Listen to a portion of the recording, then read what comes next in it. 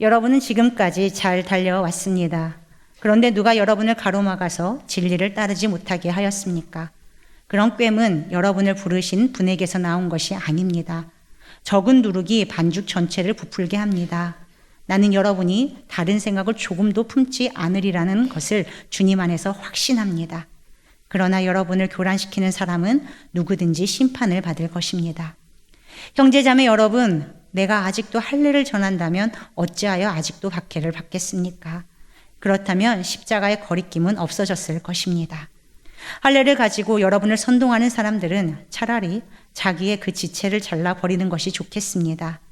형제자매 여러분, 하나님께서는 여러분을 부르셔서 자유를 누리게 하셨습니다. 그러나 여러분은 그 자유를 육체의 욕망을 만족시키는 구실로 삼지 말고 사랑으로 서로 섬기십시오. 모든 율법은 내 이웃을 내 몸같이 사랑하여라 하신 한마디 말씀 속에 다 들어 있습니다. 그런데 여러분이 서로 물어뜯고 잡아먹고 하면 피차 멸망하고 말 터이니 조심하십시오. 아멘. 우리 주님께 영광의 박수 올려드리겠습니다. 주님이 하십니다. 여러분 오늘 이 밤에 참 잘 나오셨습니다. 저는 여러분들에게 여러 차례 이야기하지만 이 금요성령 집회, 이 기도의 시간이 한국 교회를 변화시키고 이 민족을 살리고 세계 열방 가운데 하나님 나라 완성을 위하여 쓰임받는 기도의 자리가 되기를 원합니다. 우리 매화교회가 그렇게 사용되면 매화교회는 주의 부흥을 경험할 수밖에 없는 교회가 됩니다. 우리 교회의 부흥만을 위해서 기도하는 것이 아니라 진짜 하나님의 뜻을 구하면 하나님은 그 일을 이루십니다. 여러분, 우리가 이곳에 모일 때마다 기도의 힘이 더 부어지기를 우리가 갈망함으로 우리가 나아가면 좋겠습니다. 여러분, 하나님의 온전하시고 또 기뻐하시는 뜻이 무엇인지를 여러분 매일매일 하나님께 구하며 기도하고 계십니까? 하나님, 제가 오늘 하루를 또 시작합니다. 하나님, 하나님의 온전하신 뜻이 무엇인지 저에게 알려주십시오. 하나님이 기뻐하시는 하나님의 마음이 무엇인지 알려주시면 제가 그 뜻대로 순종하기를 원합니다.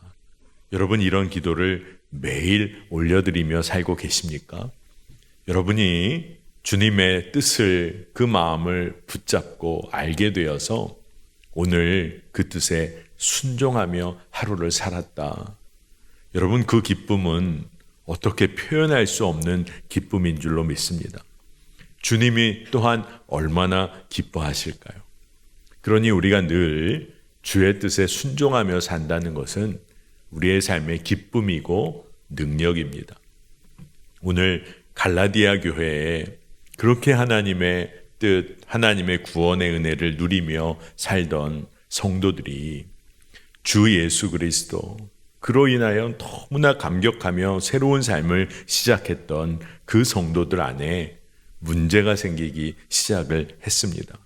그것은 뭐냐 하면 하나님의 뜻을 온전히 분별하는 일이 흐릿해지기 시작했어요. 그리고 하나님의 뜻을 하나님께 구하지 않고 주변의 사람들의 이야기 듣기 시작하면서부터 갈라디아 교회 교인들이 복음의 감격으로 살던 그들이 흔들리기 시작했습니다. 여러분, 어디서부터 문제가 시작됐는지를 잘 봐야 합니다. 주님의 말씀을 붙잡고 주의 말씀을 따라 살던 삶에서 주변의 사람들이 이렇더라, 이게 옳다고 하더라, 믿음 생활은 이렇게 해야 한다고 하더라. 사람들의 소리에 마음을 온통 빼앗기기 시작하면서부터 흔들리기 시작했다는 거예요. 여러분, 예수 그리스도께서 우리를 찾아오시고 또 우리를 사랑하사 십자가에서 죽으시고 부활하셨다는 그 구원의 역사, 이것은 모든 하나님의 자녀를 위한 것입니다. 하나님이 창조하신 모든 피조물들을 위한 것입니다. 그러니까 복음은 예수가 그리스도이심을 고백하는 자라면 누구에게나 동일하게 역사하는 복음인 것이죠. 그런데 사람들이 이야기를 하기 시작하는 겁니다. 할례자와 무할례자 사이에 차별과 구분이 있다. 그러니 할례 받아야 한다. 율법 중심적인 삶이 없으면 안 된다. 우리의 행위가 중요하다. 이러한 이야기들을 설파하는 자들이, 거짓 교사들이 갈라디아 교회에 틈타기 시작했어요. 여러분, 언제나 복음을 거짓되게 증거하는 자들의 공통된 이야기가 있습니다. 그것은 뭐냐 하면 복음만으로는 부족하다는 거예요. 예수 그리스도를 믿는 것만으로는 부족하다는 이야기를 합니다. 근데 너무 그럴듯하게 얘기를 해요. 그러면 율법 잘 지키고 살아야지. 근데 그거 없으면 안 돼. 할례 받아야지. 겉으로 잘해야지. 그러면서 이러한 부족한 복음에 대한 이야기를 해요. 그러니 우리가 채워야 한다는 겁니다. 그리고 주의 사랑을 의심하기 시작해요. 나도 구원받은 거 맞을까? 난 할례 받지 않았는데. 나도 구원받은 거 맞을까?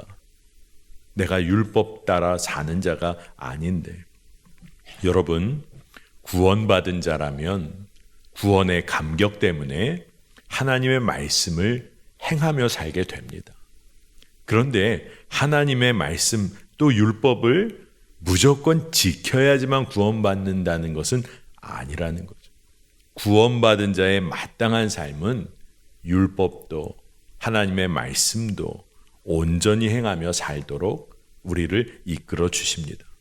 그렇기 때문에 예수 그리스도의 십자가 사랑을 의심하기 시작하는 이들이 생겨나는 거예요.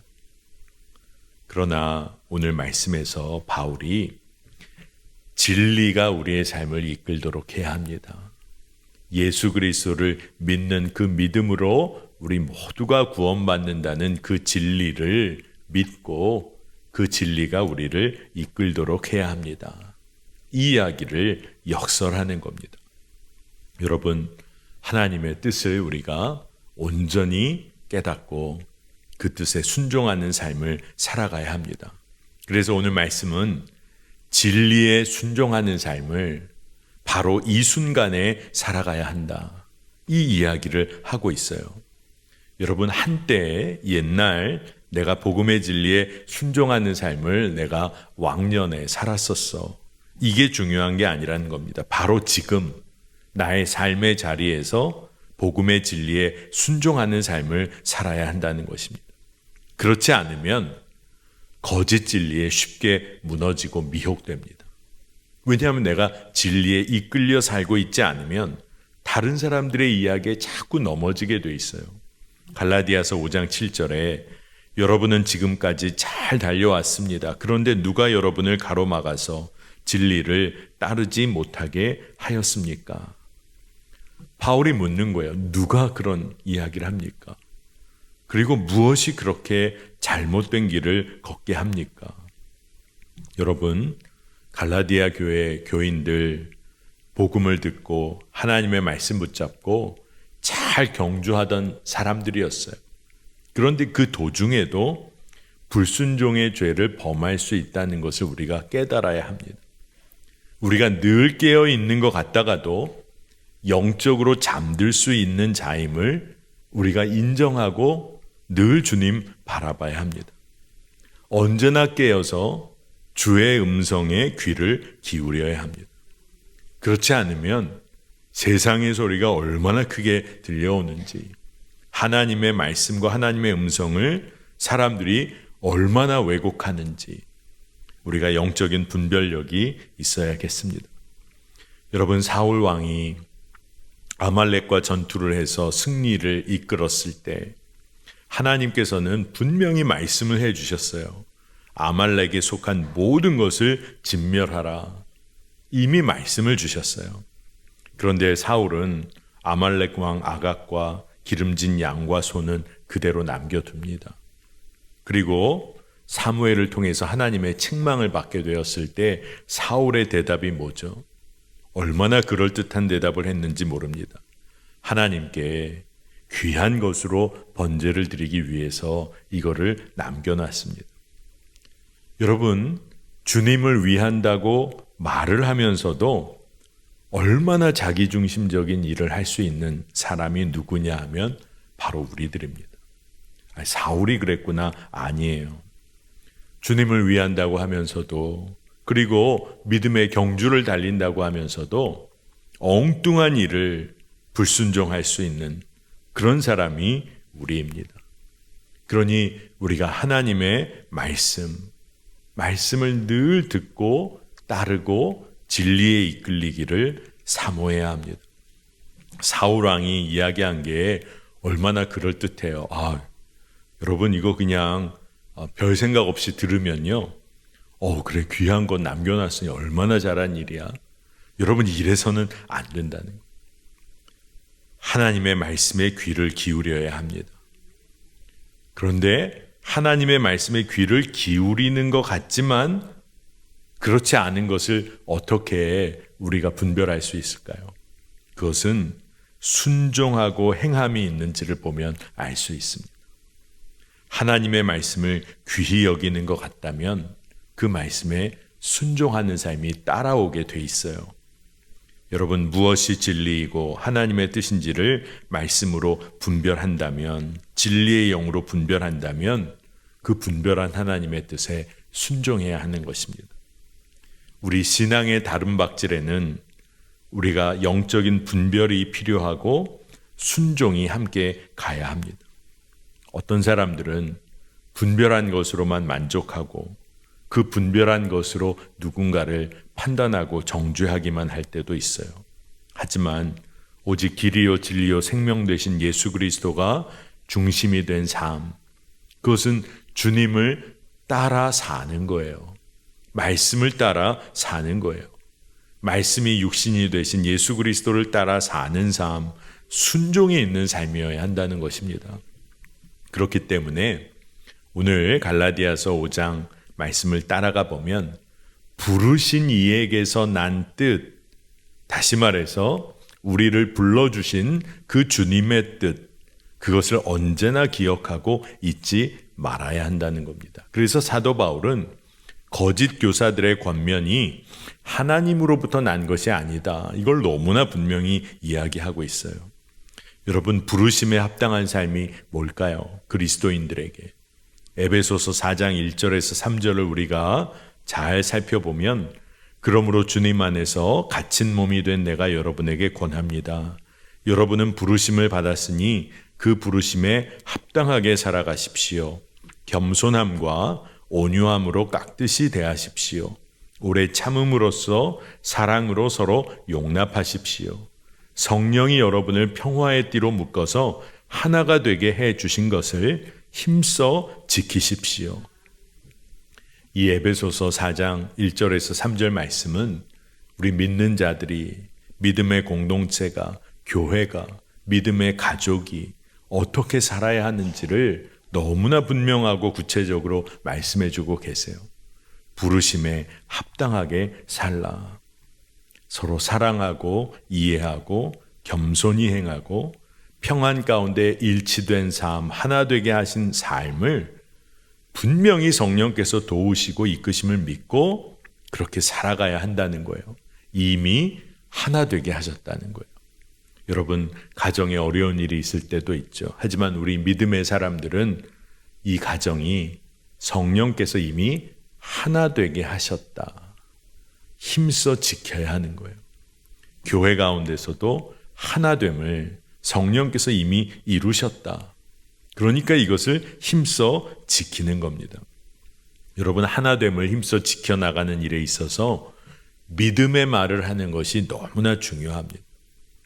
그래서 주님의 마음으로 말 한마디를 하더라도 주의 마음으로 해야 하는 것입니다. 여러분 우리가 주님을 믿는다고 하고 임마누엘 하나님을 고백하고 그렇게 삽니다. 그리고 하나님의 사랑에 대해서는 수도 없이 말씀을 듣고 살았어요. 그런데 우리가 살아가면서 내 입에서 말 한마디 내뱉을 때는 얼마나 하나님 두려워하지 않고 이웃을 또 얼마나 경시하는지 모릅니다. 말도 함부로 하고 행동도 감정 따라 할 때가 많아요. 그러나 여러분, 우리가 주님이 나와 늘 함께 하시고 내 안에 살아 역사다 하신다, 이게 정말 믿어지면 우리 삶의 가장 큰 변화가 뭘까요? 우리가 쓰는 말이 달라집니다. 말의 내용이 달라집니다.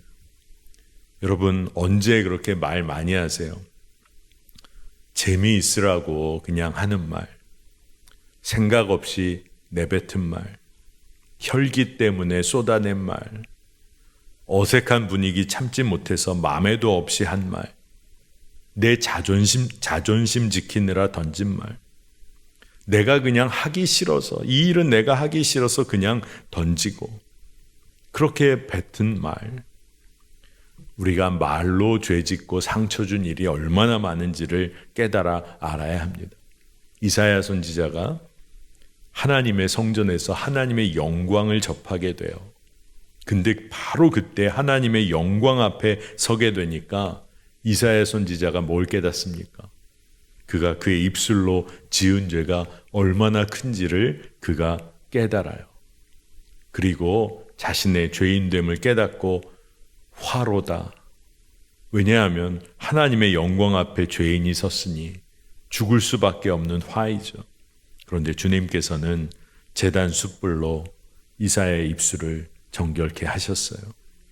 여러분, 우리가 주의 마음으로 말하며 그리고 하나됨을 지키며 살기 위해서는 우리의 마음이 진리의 말씀에 사로잡혀야 하는 것입니다. 우리의 마음을 지켜야 하는 거예요. 여러분, 그러니 우리의 마음을 어떻게 지킵니까?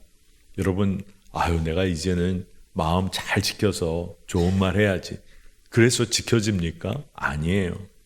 우리의 마음이 하나님의 말씀에 사로잡혀야 하는 것이죠. 그리고 우리의 눈이, 믿음의 눈이 열려서 주님을 신뢰함으로 바라보는 겁니다. 그리고 진리에 순종하는 삶을 사는 거예요. 여러분, 정말 주님을 신뢰하고 진리를 따라 살기 시작하면 그때 바뀌는 것이, 가장 대표적인 것이 말이라고 했습니다. 이전에는 그냥 나오는 대로 말을 내뱉었다면 이제는 믿음의 말을 하는 거죠. 사랑의 말, 소망의 말, 축복의 말을 하게 되는 겁니다. 여러분, 마음을 지켜나가고 진리에 순종하며 축복하는 거예요. 민수기를 보면 가나안 정탐을 위해 떠났던 12명의 정탐꾼들, 그들의 보고를 우리가 기억합니다. 대다수의 사람들이 주님을 신뢰하는 마음을 지키지 못하고 마음이 흔들렸어요. 그러니까 말도 어떻게 나와요? 믿음의 말이 아니라 불신의 말이 나옵니다. 두려움의 말이 나와요. 그리고 그 말이 공동체의 운명을 흔들어 놓습니다. 민수기 14장 30절과 35절을 보면 나는 너희에게 땅을 주어 살게 하겠다고 손을 들어 맹세하였다. 그러나 이제 너희는 그 땅으로 들어가지 못할 것이다. 다만 여분네의 아들 갈렙과 눈의 아들 여호수아만이 들어갈 것이다. 나 주가 말한다. 한데 어울려 나를 거역한 이 악한 온 회중에게 내가 말한 대로 반드시 하고야 말겠다. 그들은 이 광야에서 종말을 맞이할 것이다. 그들은 여기서 죽는다. 여러분, 무서운 말씀처럼 들리잖아요. 그런데 이 말씀을 묵상하면 묵상할수록 은혜가 되더라고요. 왜 은혜가 되냐 하면 하나님께서는 하나님이 하신 말씀을 끝까지 지키셨다는 거예요. 그대로 지키셨어요. 신실하게 지키셨어요. 가나안에 결코 들어가지 못할 것이다. 그대로 그 말씀을 지키셨어요. 여러분, 우리가 이 말씀이 두렵고 떨리는 일이라 이게 무슨 은혜일까? 아니죠. 하나님은 우리에게 베푸시고 약속하시고 사랑으로 이끄시겠다고 언약해 주신 그 언약을 하나도 빠짐없이 지키시는 분이에요. 그러니까 여러분, 우리가 믿음 없는 말로 두려워하고 마음 지키지 못하며 사는 것이 아니라 진리의 말씀에 순종하며 사는 거예요. 여러분, 이게 우리가 살 길입니다. 여러분, 이제 주의 말씀이라면 어떻게 해야 할까요? 주의 말씀이 여러분에게 깨달아지고 부어졌어요. 여러분, 주의 말씀이면 아멘인 것이죠. 주의 말씀이 깨달아졌으면 순종하며 사는 거죠. 부르심에 합당하게 사랑으로 연합하며 사는 거죠.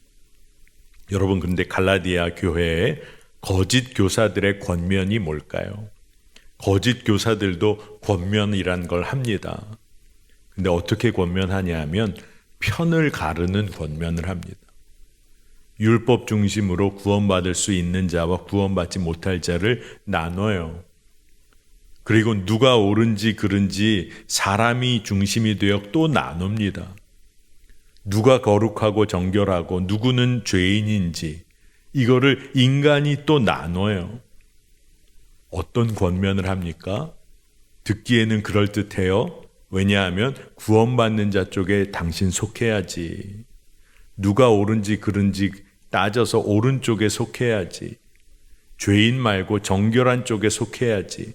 그럴듯한 이야기 하는 것 같지만 구분하고 나누고 나눠서 누군가는 그 위에서 힘을 누리고 군림해와요. 인간의 역사가 그랬습니다.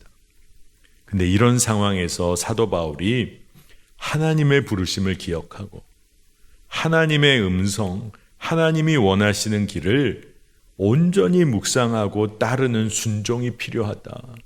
믿음의 순종이 필요한 것이지 율법을 따라 사는 삶이 모든 것이 아니라고 이야기합니다.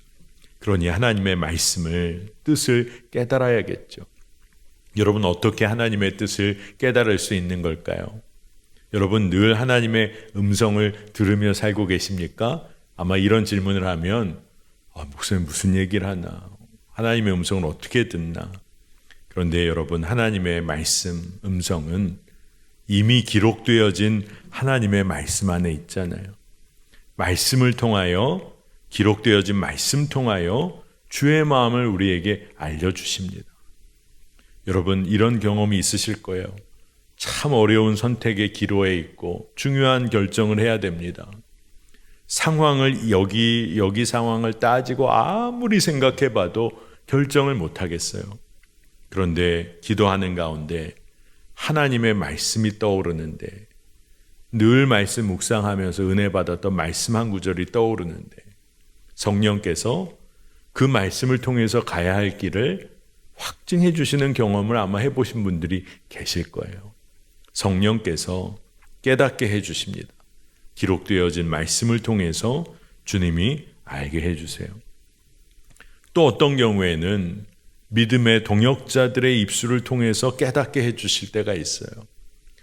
아마 그런 이야기를 해줄 상황이 아닌데 만나는 사람마다 나는 이 길을 가고 싶은데 믿음의 동역자들이 기도하면서 해주는 이야기를 통해서 하나님께서는 말씀하실 때가 있어요.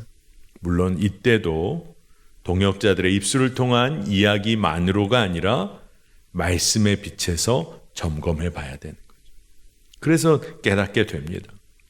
또 주변의 상황과 환경을 통해서도 하나님은 우리에게 깨닫게 해주세요. 그래서 그 주의 뜻에 순종하도록 이끌어 주십니다. 이 경우에도 하나님의 말씀의 빛에서 공동체와 함께 분별해야 하는 것입니다. 제가 젊은이 교회 목회를 오랫동안 할 때 여름마다 해외 선교, 국내 선교 팀들을 세워서 많이 선교를 내보냈어요. 근데 해외 선교를 할 때 원칙이 선교 훈련을 10주의 선교 훈련을 다 마쳐야 돼요. 그래야 해외 선교 떠날 수가 있습니다. 그리고 그 선교팀에서 어느 나라 선교사님 그 지역을 갈 때면 그 재정을 스스로가 충당해야 돼요. 그러니 청년들이 재정이 없는 청년들도 있죠. 그러면 그 기간 동안 재정 문제를 놓고 기도하며 씨름하고 또 열심으로 또 아르바이트를 해서라도 재정을 채워나갑니다. 근데 한 가지 원칙은 재정, 우리가 채우고자 하는 재정에 80% 이상이 채워지지 않으면 주님께서 허락하지 않으시는 사인 중에 하나일 수 있다는 것을 기도하면서 준비를 하는 거예요.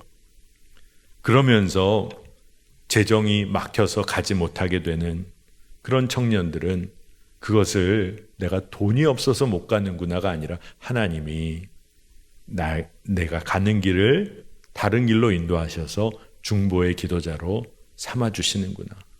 그러면서 모았던 재정을 다 그 선교팀에 흘려보내고 기쁨으로 기도하는 청년들을 저는 많이 봤습니다.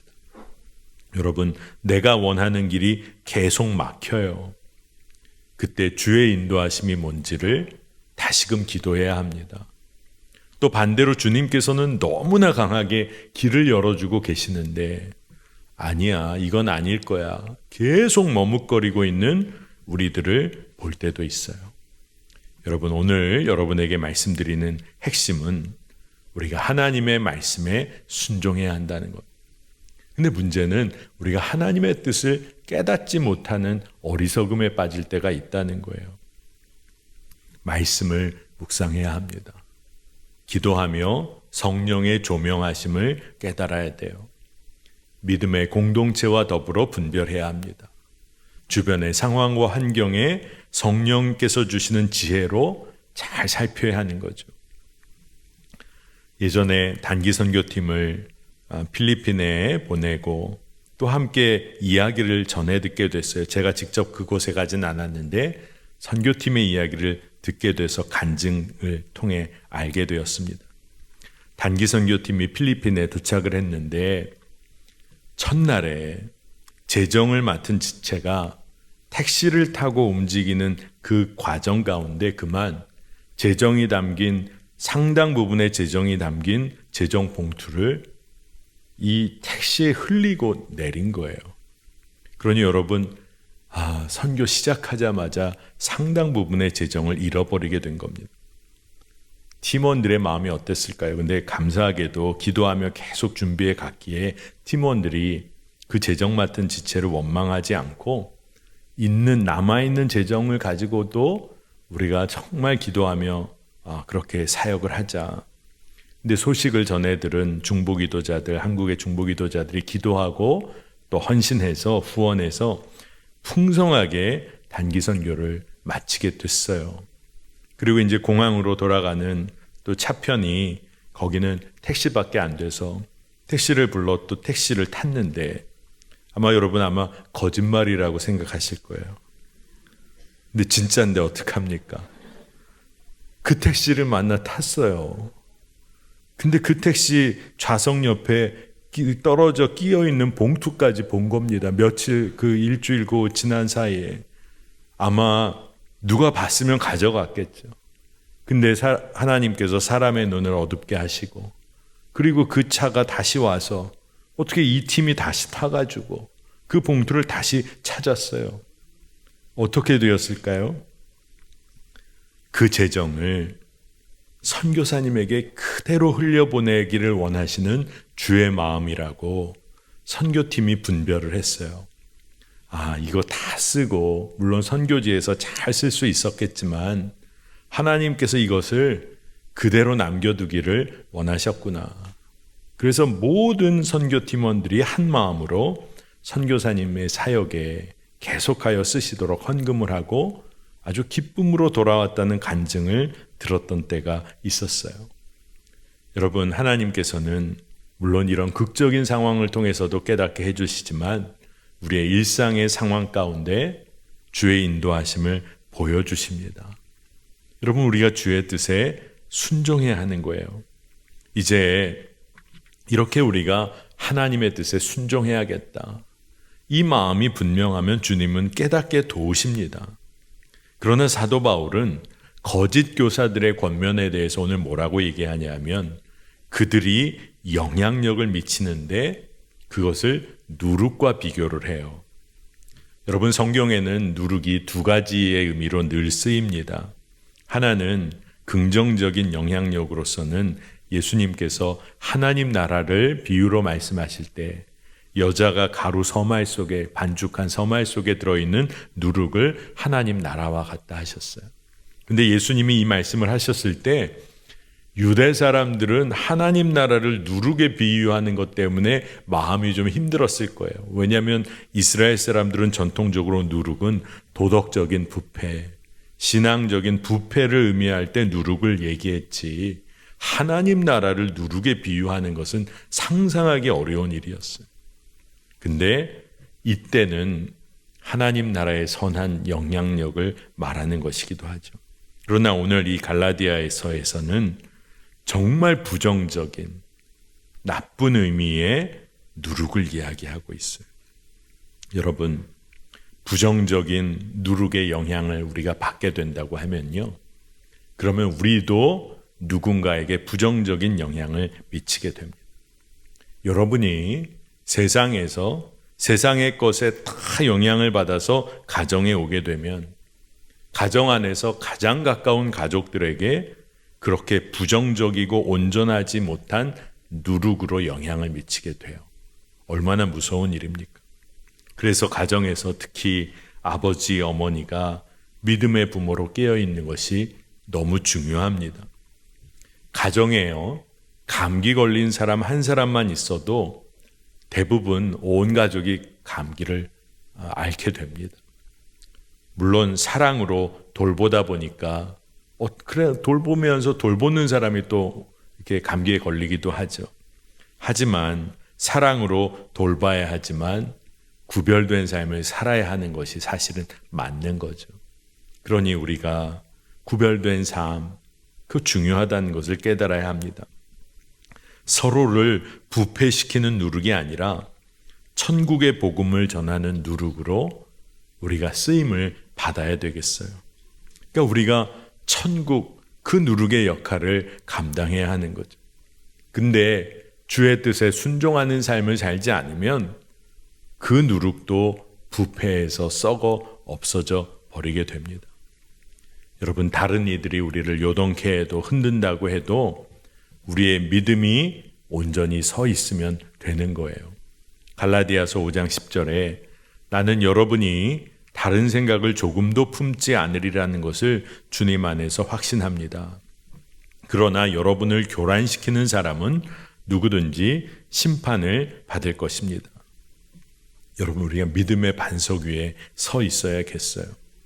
우리의 시선을 예수 그리스도께 맞춰야 하는데 예수 그리스도의 온전하신 사랑에 우리의 시선을 고정해야 합니다. 그 사랑이 변함이 없다는 것을 믿는다면 우리가 세상에서 흔들릴 이유가 어디 있겠어요? 그리스도 되시는 예수가 나를 사랑하신다. 이 믿음이 우리가 흔들리지 않으면 넘어질 이유가 없는 거예요.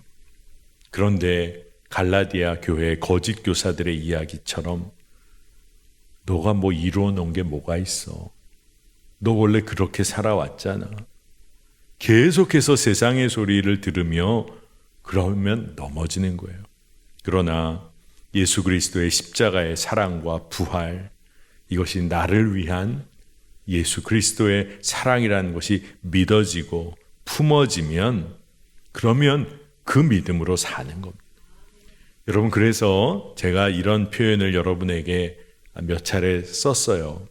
믿음을 사용하며 살아야 된다. 믿음은 장식품이 아니에요. 우리가 살면서 믿음을 실제로 사용하며 살아야 합니다. 여러분, 가족들이 아플 때 아니면 우리 자신이 아플 때 병원에 가기도 하고 또 가족을 옆에서 간호도 해주고, 제가 어느 날 가족들 아프고 그럴 때 제가 어느 순간에 갑자기 그런 생각이 드는 거예요. 아니, 내가 병원을 챙겨드리고 약을 챙겨드리고 이런 것들 잘 섬겨드리면서 아니, 내가 왜 이러고 있지? 주의 이름으로 기도해야 하는 것을 안 하고 있다는 것을 깨달을 때가 있었어요. 그리고 제가 몸이 안 좋았을 때 그때 잘 회복하려고 노력하면서도 저를 위해서 제가 기도해야 한다는 것을 놓쳤을 때가 있더라고요. 그래서 제 몸에 손을 얹고 기도한 적이 있어요. 예수의 이름으로 병의 질병의 근원이 떠나갈지어다. 그렇게 기도하는데 제 마음에 하나님이 기뻐하신다는 마음이 생겨요. 믿음으로 기도하는 거. 이게 얼마나 중요한지를 제가 깨닫게 됩니다. 주님이 치유하시기를 원하세요. 이거 믿고 내가 기도해야겠구나. 의인의 간구는 역사하는 힘이 크다라고 하셨으니 성도들이 연합하여 중보하며 기도해야겠구나. 여러분, 믿음을 사용하는 겁니다. 나를 품으시고 살리시는 십자가, 그 주의 십자가를 믿는 거예요. 오늘 말씀을 보면 복음의 진리를 미혹해하는 자에게는 분명히 심판이 있을 것이다. 복음의 진리 미혹해하는 자에게는 누구든지 심판을 받을 것이다. 성서가 너무나 엄중하게 경고하고 있어요. 그러니 하나님의 그 은혜와 사랑, 구원의 역사를 어떠한 자도 거스를 수 없을 것이다. 이게 성경에서 너무나 분명히 말하는 거예요. 그러니 그와 동시에 심지어 복음의 진리를 미혹해 하였던 자라도 그들이 회개하고 주께 돌아온다면 주님께서는 그들을 받아들이실 거라는 것을 역설적으로 또 말씀하고 계신 본문이라고도 우리가 믿을 수가 있는 거죠. 제가 목회하면서 전도사님들이 찾아오셔서 그런 얘기를 할 때가 있었어요. 청년들이 많이 오다 보니까 목사님, 새로운 청년 중에 조금 이상한 신앙의 배경이 있는 친구가 있는 것 같아요. 어떻게 하면 좋을까요? 가서 의심하고 따져 묻고 어디서 왔냐, 잘못됐냐 이럴 수는 없잖아요. 그러다가 함께 나눈 이야기가 우리 교회에서 드리는 예배, 그리고 기도 시간, 말씀이 선포되고 복음이 선포되는 시간을 통해서 혹 미혹해 하려고 온 자들이 예배 때 와 있다가 하나님의 복음의 말씀을 듣고 뒤집어지는 역사가 있을 줄 믿고 우리는 예배하자, 그리고 기도하자, 그렇게 이야기를 했어요. 진짜 그렇습니다. 우리가 믿음을 사용하고 복음의 능력이 분명히 우리 가운데 있다는 것을 믿고 진리를 따르는 순종을 하면 우리의 삶은 달라집니다. 갈라디아서 5장 13절 14절에 형제자매 여러분, 하나님께서는 여러분을 부르셔서 자유를 누리게 하셨습니다. 그러나 여러분은 그 자유를 육체의 욕망을 만족시키는 구실로 삼지 말고 사랑으로 서로 섬기십시오. 모든 율법은 내 이웃을 내 몸과 같이 사랑하여라 하신 한마디 말씀 속에 다 들어 있습니다. 아멘. 할례 받아야 되냐, 받지 말아야 되냐, 이게 문제가 아니라 진짜 문제는 육신의 욕망 따라 살지 않고 하나님이 주신 그 자유를 서로 사랑하는 일에 사용하면 복음이 완성된다. 율법이 완성된다는 의미, 똑같은 이야기입니다. 여러분, 우리가 그런 삶을 살아야겠습니다. 복음은요, 베풀고 감싸주고 내 생명까지도 내어주는 놀라운 사랑의 누룩의 삶을 사는 것을 말해요. 우리가 그 은혜를 누렸으니까 그렇게 사는 겁니다. 그런데 부정적인 누룩, 부패시키는 누룩은 부정하고 정죄하고 불평하고 구별하고 복음을 미혹해 합니다. 그런데 우리는 천국 누룩의 삶을 살아야 하는 것이죠. 하나님 나라를 증거하고 하나님 나라를 전파하는 누룩의 삶을, 그 누룩의 삶을 사는 것입니다. 여러분, 오늘 우리가 이 금요성령 집회에 나올 때 어떤 마음으로 나왔든지 간에 오늘 주의 말씀을 붙잡고 그 말씀으로 인하여 우리가 그 말씀을 따르며 살 때 주님께서 우리의 삶에 기쁨을 주시고 능력을 허락하여 주시고 회복되어야 할 것을 말씀으로 치유하여 주실 줄을 믿습니다. 말씀 앞에서 우리가 정직한 삶을 살면 되는 거예요. 하나님의 말씀을 정직하게 받으면 그 말씀이 우리를 이끌어 가십니다. 오늘 이 믿음으로 오늘 이 시간에 우리 같이 찬양하고 그리고 기도하는 시간을 갖겠습니다.